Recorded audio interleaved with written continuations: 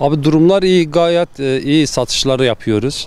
Küçükbaş hayvanlarımız var, büyükbaş hayvanlarımız var. Sağ olsun milletimiz de Kurban Bayramı için hani biraz daha dikkatliler. Hayvan alışı da iyidir, yani iyi satıyorlar. Fiyatlar abi 3,5 var, 4,5, 4, 5, 5,5.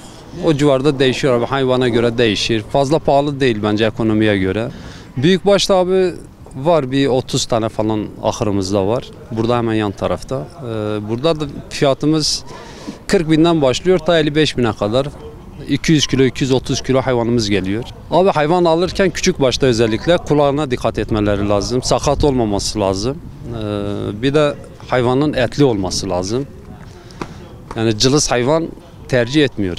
Sırtına dokunduğun zaman küçük başta bellidir zaten. Büyük baş zaten dış görünüşe baktığın zaman kendini belli ediyor. Ama küçük başta sırtına dokunduğun zaman yani kemik eline gelmemesi lazım. Küçük başta 6 ayını doldurmuş kuzu eğer annesiyle aynı eşitteyse, yani büyüklükte, o da olur. Ama eğer cılızsa yani 1 yaşın altında olmuyor. Büyük başta 3 yaş şarttır. 3 bayram görmesi lazım. Büyük başta özellikle diş kapak dediğimiz diş olayı var.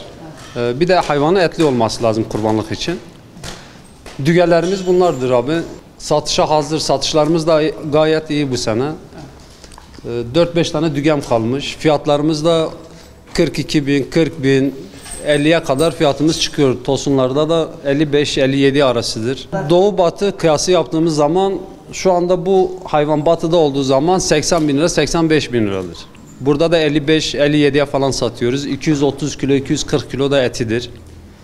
Yani piyasa güzel. Millet de gelsin, kurbanlık alsın, ibadetini yerine getirsin, hayvanını kessin, bekliyoruz. Satılmayan malı da inşallah satarız.